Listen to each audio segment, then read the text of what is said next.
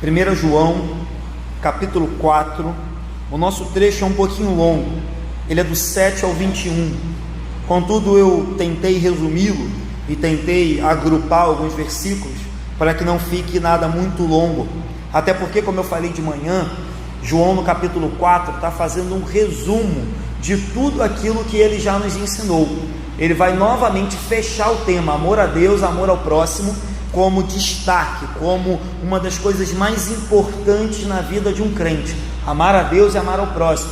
Falei isso aqui de manhã e quero repetir. Parece, tem um teólogo que diz que a carta de João, ela é uma escada em caracol, porque toda hora ele volta no mesmo tema. Ele faz isso de propósito, ele faz isso para que a gente memorize na nossa mente, para que a gente guarde no profundo do nosso coração, que isso aqui que ele está dizendo são valores importantíssimos para o crente, amar a Deus e amar ao próximo. Se um crente não entende isso, ele tem que voltar para a classe de novos convertidos. Então João está repetindo de propósito, e claro, como de manhã, na hora do almoço, eu brincava com a minha esposa, às vezes a gente diz, é repetitivo, mas a Bíblia é inspirada, Deus sabia que João estava repetindo as palavras, e ainda assim, Deus o quis que tivesse uma repetição dessas palavras, justamente talvez, irmãos, talvez não, na onisciência de Deus e na sua sabedoria, talvez Deus soubesse, talvez não, com certeza ele sabia, que com o passar dos tempos, o amor se esfriaria, que com o passar do tempo, o ódio aumentaria, as guerras, as inimizades, as discussões, as brigas aumentariam, até mesmo dentro das igrejas, isso seria comum. Então talvez Deus teve esse propósito de fazer com que João repetisse várias vezes que o amor a Deus e o amor ao próximo são características importantíssimas da igreja, para que a gente pudesse acordar. Às vezes eu falo isso aqui, a gente assiste tanta maldade na televisão, a gente vê tanta coisa ruim acontecendo, que a gente vai ficando meio que anestesiado. A gente já está acostumado, morreu um hoje, amanhã morreu 3, amanhã morreu 4, amanhã morreu 5. Esses dias eu e Ilana, a gente abriu o site da Globo, e estavam as principais notícias. As 3 principais notícias eram mulheres sendo agredidas. Acho que uma tinha sido morta e outras 2 tinham sido agredidas pelos seus companheiros que dizem amá-las. Já falei que isso não é amor nem aqui nem na China, mas acontece, isso tem acontecido com tanta frequência que a gente começa a achar normal, começa a ficar banal para a gente, e a gente vai perdendo a sensibilidade para essas coisas que são importantes. Então vamos lá, vou tentar ser breve, mas vamos começar. Versículos 7 e 8. Amados, amemo-nos uns aos outros, porque o amor procede de Deus, e todo aquele que ama é nascido de Deus e conhece a Deus. Aquele que não ama não conhece a Deus, pois Deus é amor. Quero destacar aqui alguns pontos desses 2 versículos. O primeiro ponto é o imperativo do amor. O que é isso, pastor? O que o senhor quer falar com isso? O amor, ele é imperativo, o amor, ele é um mandamento, o amor, ele é uma ordenança, não é uma sugestão. Deus não fala assim, olha, eu vou deixar uma sugestão, se der, vocês cumprem. Não, é um imperativo. A palavra é amemo-nos uns aos outros, amem uns aos outros. Pastor, é fácil? Claro que não, pô. Se fosse fácil, não era mandamento. Se fosse fácil, João não tinha repetido tantas vezes. É difícil amar ao próximo, principalmente Jesus manda amarmos os inimigos, principalmente. É difícil. Estou aqui para ser demagogo, para falar que é facinho, que eu consigo cumprir isso assim, de pernas para o alto. É difícil, mas é um exercício diário e um imperativo, uma ordenança, um mandamento.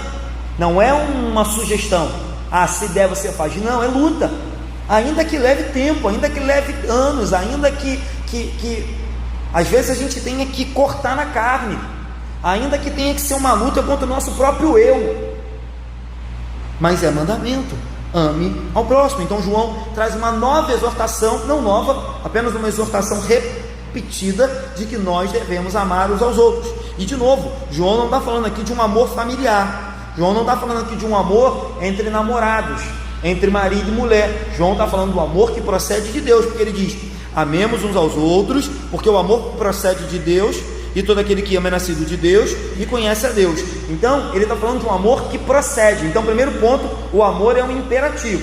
Segundo ponto, o amor tem procedência. O amor, eu já falei isso aqui e tenho sido repetitivo também nisso, não é um amor que procede do seu parceiro, do seu irmão, ou do seu pai, da sua mãe, do seu avô, da sua avó. É um amor que procede de Deus. Então esse amor, ele tem uma origem, ele tem uma fonte. Então ele diz, porque o amor procede de Deus. Então a procedência do amor é o próprio Deus. Ele é amor, e dele emana o amor que nós temos uns para com os outros.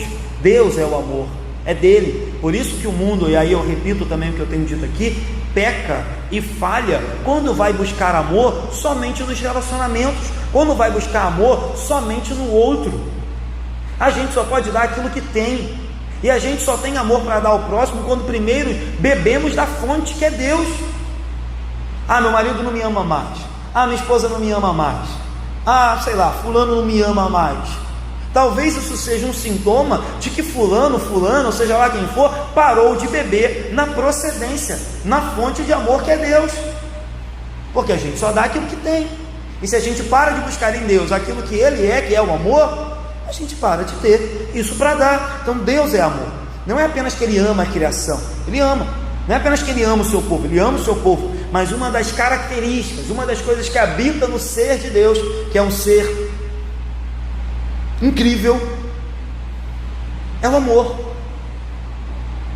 Então Deus não pode fugir às suas características de ser amor, e nós como seus filhos não podemos fugir à característica do nosso Pai, que é amar. E aí João é duro, no versículo 8 ele diz, olha, aquele que não ama não conhece a Deus, pois Deus é amor.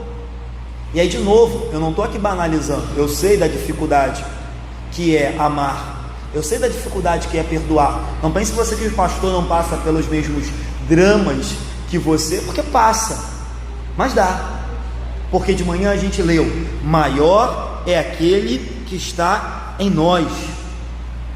Maior é aquele que está em nós. Então por que a gente consegue perdoar? Por que a gente consegue amar? Por que a gente consegue imitar a Jesus? Porque somos bons? Porque essa igreja é boa e capacita você para isso? Também, a igreja tenta. Mas porque Deus está em nós, e maior é aquele que está em nós, certo? Seguindo, 9 e 10.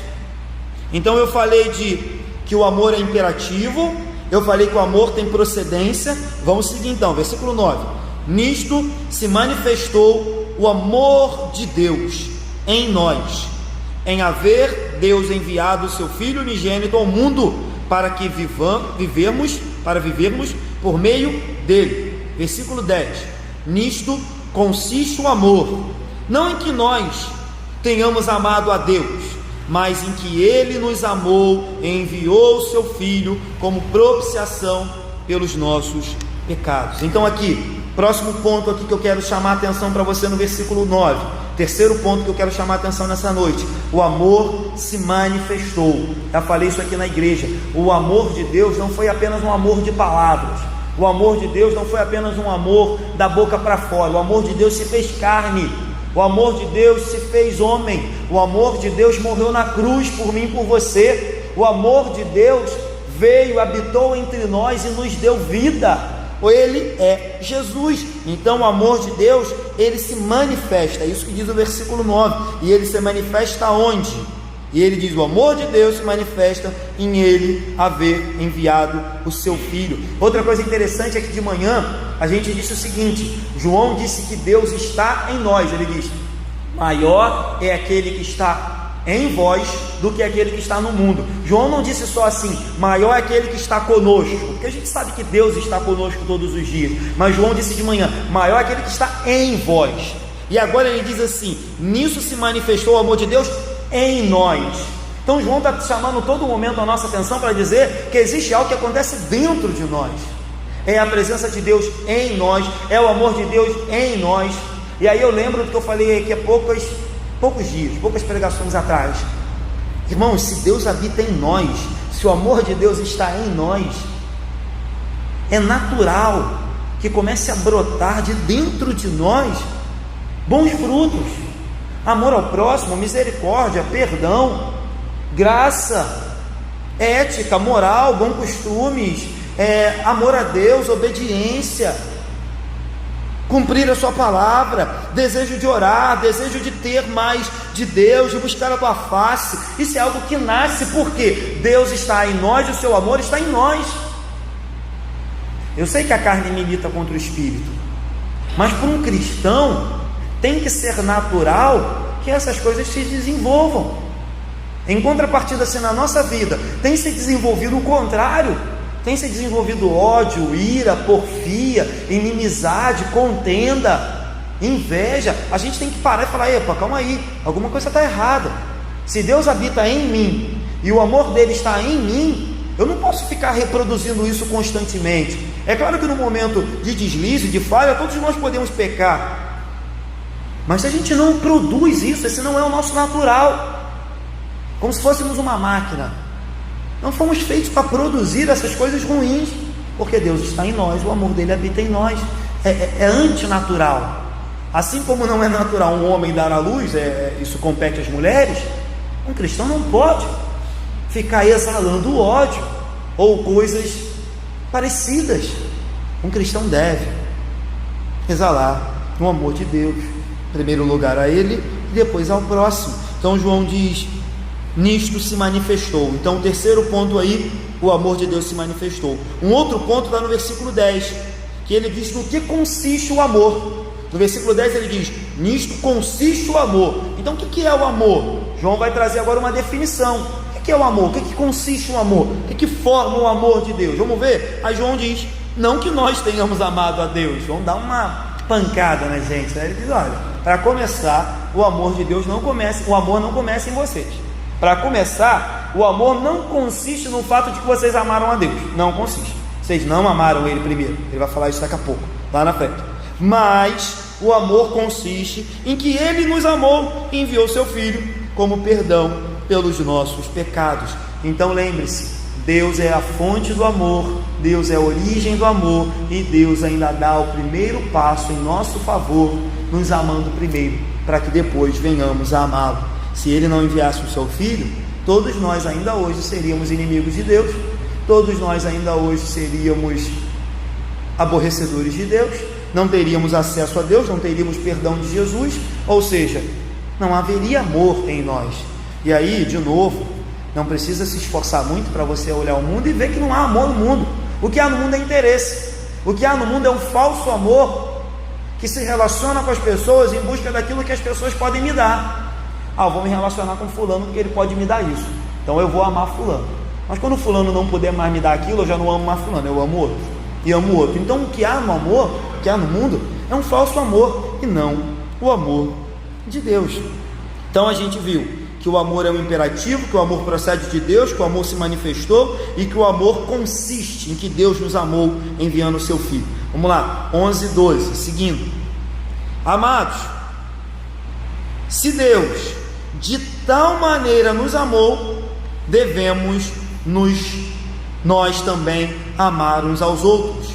Ninguém jamais viu a Deus. Se amarmos uns aos outros, Deus permanece em nós, e o seu amor em nós aperfeiçoado. Então João segue e ele vai dizer, ele vai fazer uma mistura aqui, né, de João 3,16 com o mandamento. Ele começa, parece que ele está lembrando daquilo que ele já escreveu lá em João 3,16. João 3,16 diz: porque Deus amou o mundo de tal maneira. E aqui ele começa dizendo: se Deus de tal maneira nos amou, não está na mesma sequência. Aí ele coloca o mandamento. O que devemos fazer em contrapartida? Se o amor de Deus se manifestou em nós, qual é a consequência disso? O amor ao próximo, que esse amor transborde. Aí ele diz: se Deus nos amou de tal maneira, devemos nós também amar uns aos outros. Como eu disse, é natural, somos filhos de Deus. Se Ele nos depositou amor, o mínimo que devemos corresponder e devolver é amor. Se Ele olhou para mim e para a sua vida, miserável e pecadores que somos, e nos amou sem pedir nada em troca, nós devemos fazer o mesmo, porque Deus é amor. É a segunda parte, está relacionada ao mandamento, né? Ele não traz o mandamento completo agora, mas ele vai trazer no final. Mas o mandamento é: ame a Deus sobre todas as coisas e ao próximo como a ti mesmo. Então, uma outra verdade que aparece aqui no finalzinho desse versículo 12 é que ele diz assim: ninguém jamais viu a Deus. Deus é espírito. Quando pediram para ver a Deus, Filipe pediu, falou para Jesus: Jesus, nos mostra o Pai. Jesus deu a seguinte resposta: Filipe, quem vê a mim vê o Pai.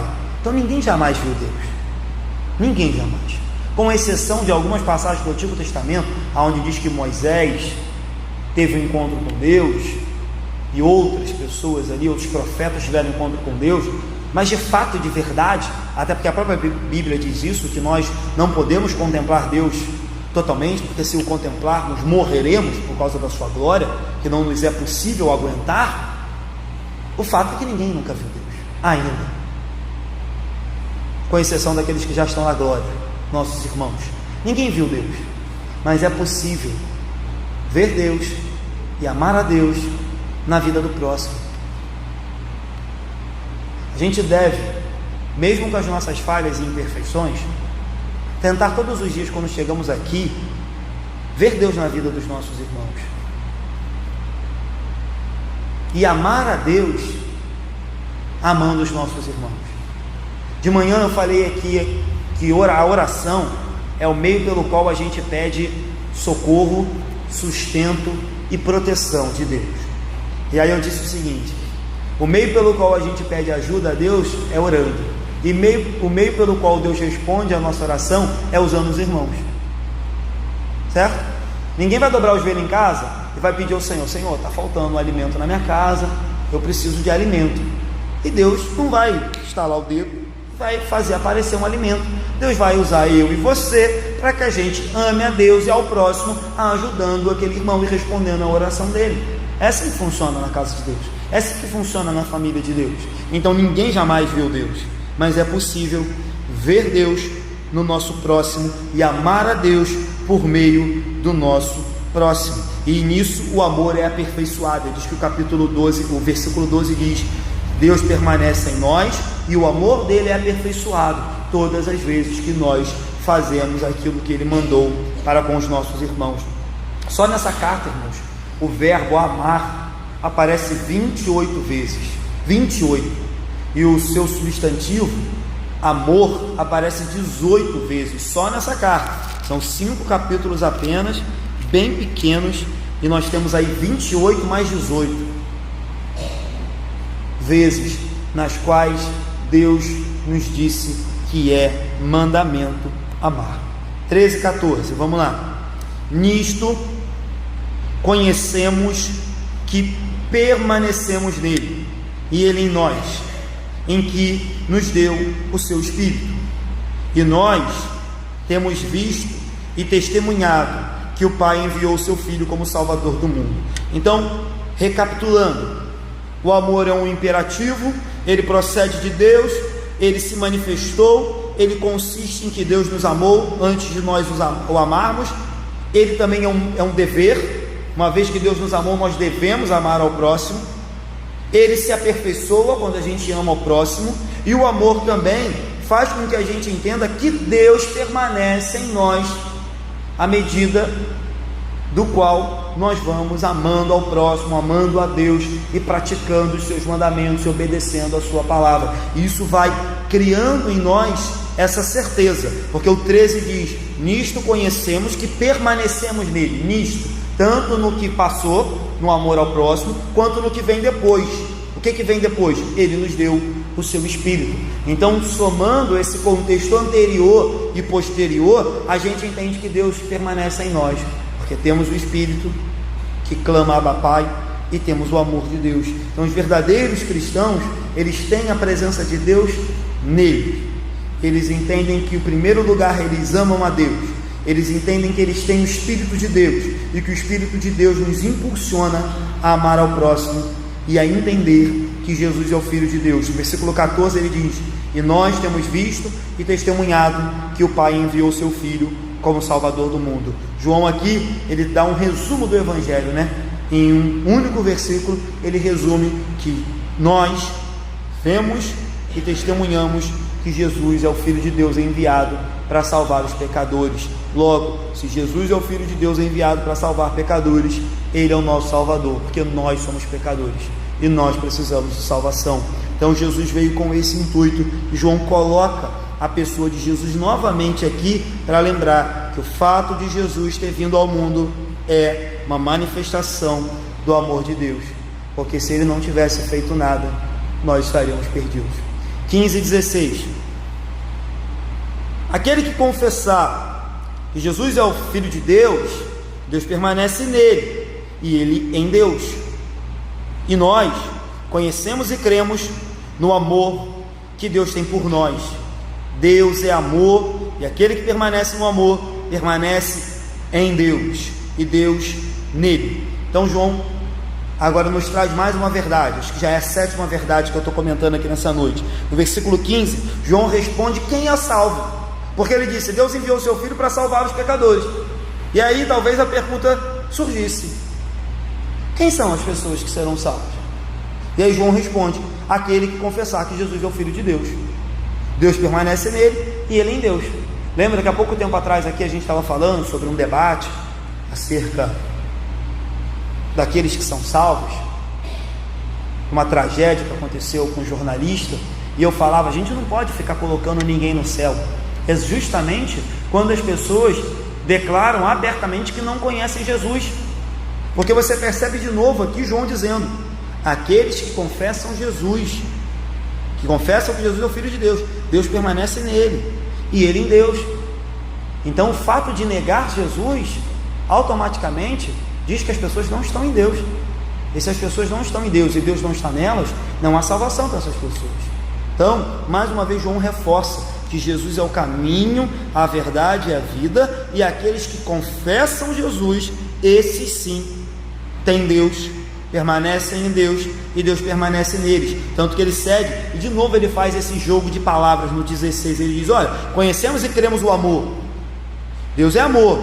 Aquele que permanece no amor permanece em Deus, porque Deus é amor. Então se você permanece no amor, você está em Deus, e Deus permanece nele, nessa pessoa que ama. Então ele está sempre fazendo esse jogo de palavras para dizer que quando a gente confessa Jesus, ama a Deus e ama ao próximo, a gente tem o privilégio de ter Deus em nós e de estarmos em Deus.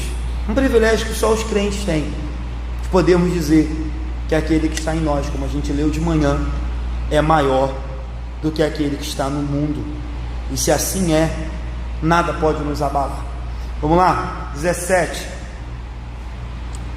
Diz assim: nisto é em nós aperfeiçoado o amor, para que no dia do juízo mantenhamos confiança, pois segundo ele é, também nós somos neste mundo. João está repetindo aqui aquilo que ele disse lá no capítulo 2, que o amor de Deus tem um outro propósito: trazer confiança aos nossos corações. É como se João estivesse dizendo assim: olha, se Deus te amou de tal maneira a ponto de enviar o seu Filho para morrer por você, acalme o teu coração, tenha confiança, tenha fé, tenha esperança, porque no dia do juízo não há outra solução a não ser ir ao encontro de Deus e ser salvo, porque o nome de Jesus nos perdoa de todo pecado. Foi isso que a gente cantou aqui: alvo mais que a neve, feitos amigos de Deus, nada além do sangue. Então João está dizendo: o amor de Deus traz confiança, o amor de Deus traz paz, tranquilidade, o amor de Deus traz descanso, o amor de Deus traz certeza de que no dia do juízo nós manteremos a confiança. Lá no capítulo 2, João diz que tem gente que no dia do juízo vai sair envergonhado. No capítulo 2, no versículo 28, João diz assim: filhinhos, agora permanecei nele, para que quando ele se manifestar, tenhamos confiança, e dele não nos afastemos envergonhados na sua vinda. Então João está dizendo que vai ter gente aqui que quando Jesus vier, vai correr de vergonha. Tem uma passagem em Apocalipse que diz que em determinado momento, algumas pessoas envergonhados, assustados, amedrontados por causa do juízo, e por não terem confessado Jesus, vão dizer: montes, cai sobre nós. Eles vão pedir para os montes soterrá-los, porque eles não vão aguentar se deparar diante do trono do juízo do Filho de Deus. Gente, isso é pesado, isso é seríssimo de se falar. Mas em compensação, para nós, João diz: calma, nós temos confiança, nós temos o amor, nós temos o Espírito. Se Deus nos deu seu Filho, o que mais não nos dará? Se Deus enviou aquilo que Ele tinha de mais precioso, Ele há de cumprir. Lembra a palavra que a gente leu para começar? O salmo que a gente leu, eu não vou achar aqui agora, rápido, mas o salmo que a gente leu para começar o culto, tem uma hora que Deus vira e diz assim: eu prometi, seria eu mentiroso? A gente leu o Salmo 89 para começar, diz assim, Salmo 89, versículo 34, a gente leu na introdução do culto: jamais retirarei dele a minha bondade, e nem desmentirei minha fidelidade. Deus diz: não vou tirar minha fidelidade, nem vou retirar minha bondade, não violarei minha aliança, nem modificarei o que meus lábios proferiram. E aí Deus diz assim: uma vez jurei por minha santidade, e serei eu falso? É como se Deus dissesse: não prometi salvação a vocês, não prometi vida eterna, não prometi paz, não prometi consolo, não prometi uma nova vida, não falei eu, então cumprirei. Não é isso que diz também que Deus não é homem para que minta, nem filho do homem para que se arrependa? Esse é o Deus no qual nós servimos, por isso nós temos confiança. Essa é a verdade que eu queria destacar do versículo 17. Vamos seguir. 18. No amor não existe medo. Cantamos isso também aqui hoje. No amor não existe medo. Antes, o perfeito amor lança fora o medo. Ora, o medo produz tormento. Logo, aquele que teme não é aperfeiçoado no amor. Preciso fazer uma breve explicação acerca disso, porque algumas pessoas podem ler isso aqui e falar: poxa, pastor, então não posso ter medo em hipótese alguma? Não é, eu não interpreto assim esse texto. Deixe-me falar por quê. Porque eu acho que, em certo sentido, o medo é até um sentimento que é dado por Deus em benefício nosso. Por exemplo, você só não atravessa a rua sem olhar para um lado e para o outro porque você tem medo de ser atropelado. Você só não fica andando, com exceção dos loucos, na beira de um precipício porque você tem medo de cair. Você não pega o carro e bota 200 por hora, com exceção de alguns loucos, porque você tem medo de morrer. Ou seja, o medo, em certa dose, ele é benéfico para a nossa vida. Ele é benéfico. Contudo, eu acho que o que João está querendo dizer aqui é do medo que tira a confiança do versículo 17. Ele falou: nós temos confiança em Deus, que no dia do juízo Ele virá e que Ele nos salvará. E aí João vem e diz: olha, cuidado com o medo, porque se o medo é grande ao ponto de tirar de você a certeza de que Deus é bondoso, de que Deus é misericordioso e de que Ele vai cumprir a promessa na sua vida, aí esse medo já virou problema. Eu sempre dou esse exemplo aqui na igreja, de uma senhora, que eu fui professor de escola dominical dela durante quase 2 anos, e ela era uma senhora mesmo, já avó, e ela tinha cometido um pecado quando ela tinha 17 anos, a princípio um pecado grave, mas ela já era avó, ela se arrependeu centenas de vezes, ela seguiu a vida dela, e era uma cristã piedosa, de oração, frequente nos cultos, mas constantemente ela me procurava com medo desse pecado que ela tinha cometido com 17 anos. E aí a primeira vez eu orientei, na segunda eu orientei, na terceira, na quarta eu falei: para, meu irmão, para, sabe por causa de quê? O que você está mostrando é desconfiança. O que você está dizendo para mim é que você não confia no sangue de Jesus.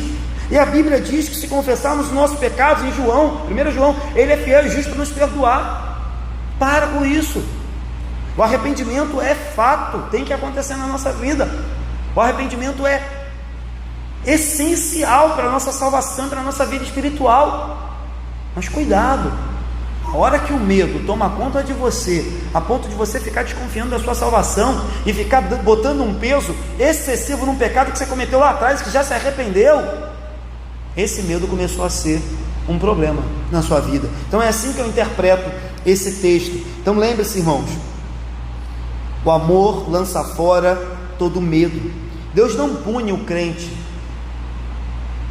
porque se Deus punisse o crente, Deus estaria dizendo que o sangue de Jesus não foi suficiente. Deus sim, Deus repreende, Deus corrige, Deus disciplina, não é isso que ele diz? Que o pai disciplina o filho a quem ama, que o pai corrige o filho a quem ama, mas Deus não pune o crente. Deus não é sádico. Deus não fica brincando com a gente na mesma moeda. Ah, fez isso? Então toma isso. Ah, fez isso? Toma isso. Deus não age como nós agimos. É verdade que Ele corrige, disciplina, chama a nossa atenção, nos repreende, mas o sangue de Jesus já nos lavou, irmãos. O sangue de Jesus já nos deu acesso ao Pai. Somos filhos de Deus agora. Nenhum pai aqui, claro, também existem raras exceções, mas nenhum pai aqui deixa de amar seu filho porque ele errou.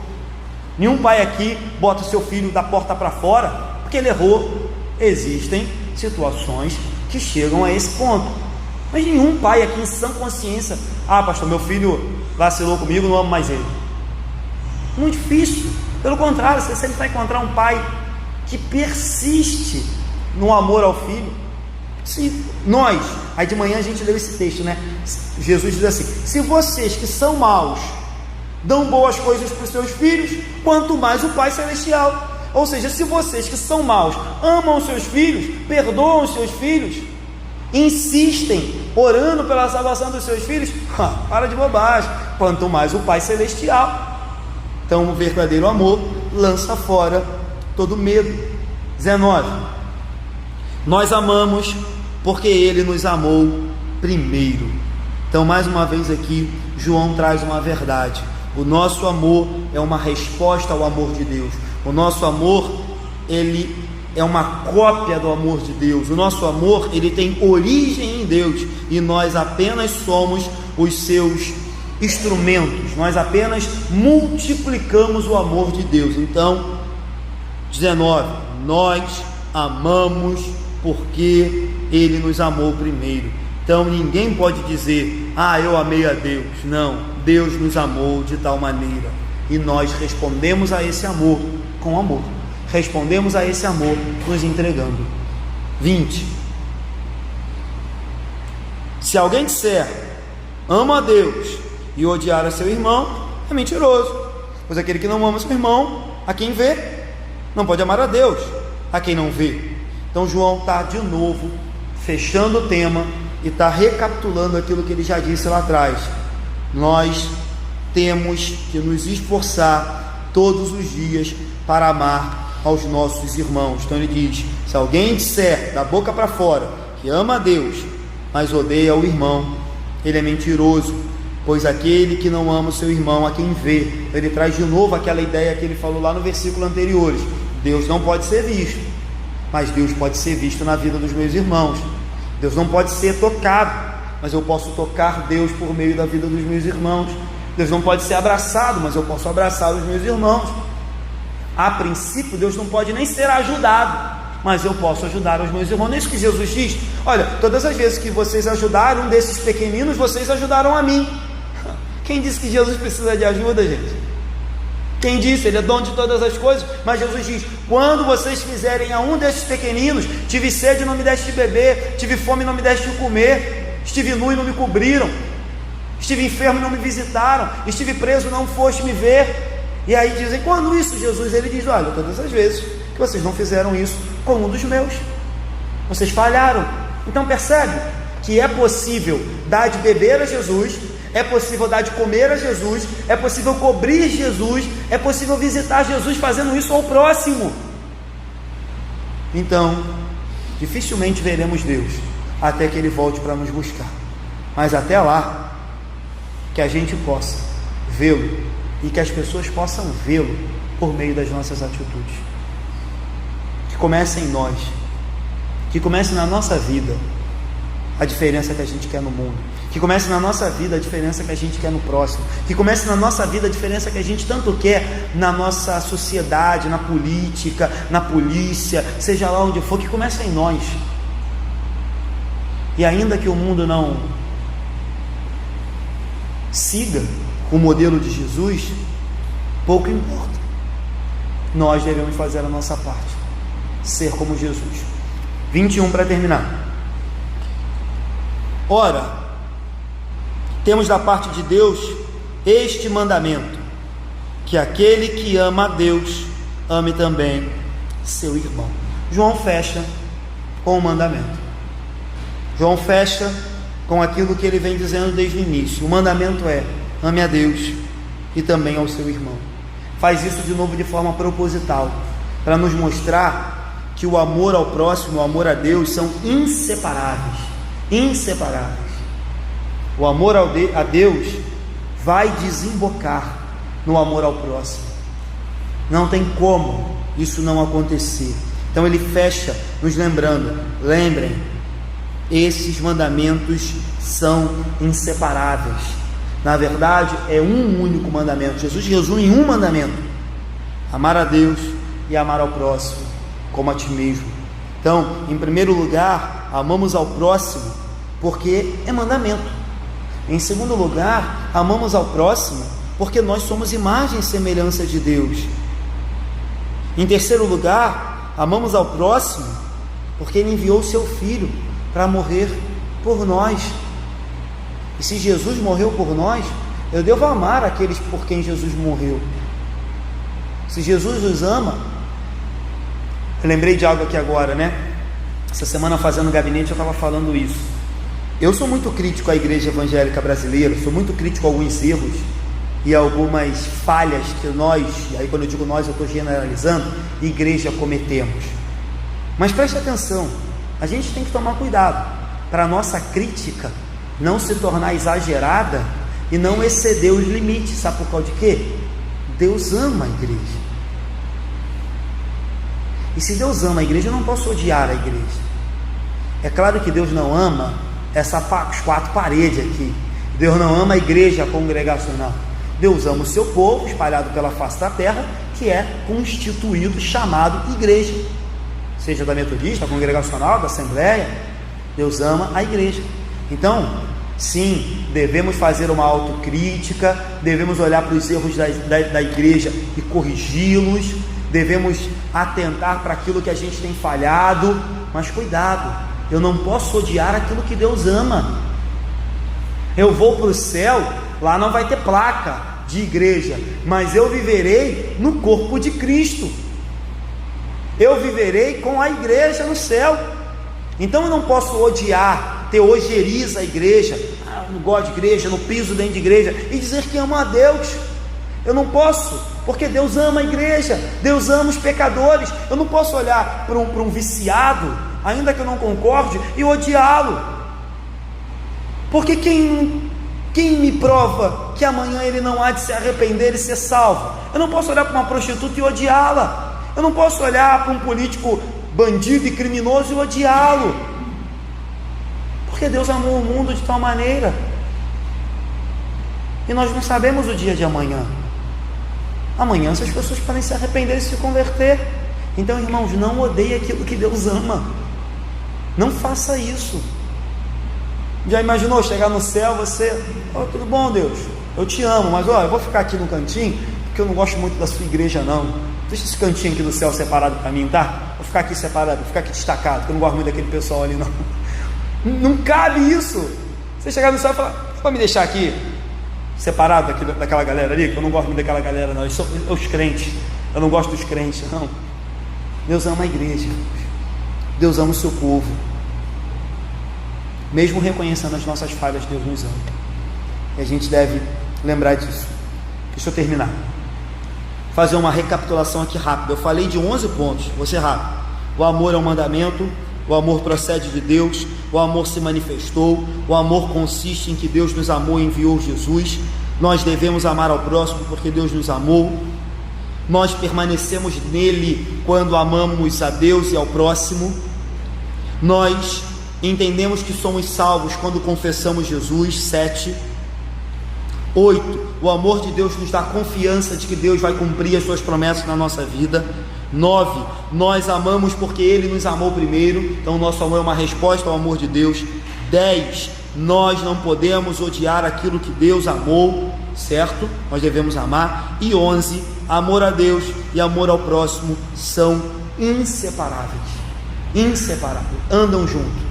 É impossível dizer que ama a Deus e não amar ao próximo, ou melhor, o seu irmão, que é o que João diz aqui. Vou terminar fazendo rápidas aplicações. Primeira aplicação: Deus é amor e nós devemos imitá-lo. Jamais esqueça isso, irmãos. Segunda aplicação: a manifestação de Deus, a manifestação maior do amor de Deus é a cruz do Calvário. Lá Ele mostrou que nos amava ao ponto de entregar o seu Filho. O nosso símbolo maior de amor é uma cruz e não um coração. 3. Aquele que confessa que Jesus é o Filho de Deus, esses são salvos. 4. O amor lança fora todo medo. E 5. O amor a Deus e o amor ao próximo são marcas que devem acompanhar a vida de todo crente. Amém, queridos? Deus te abençoe. Fique de pé, vamos terminar.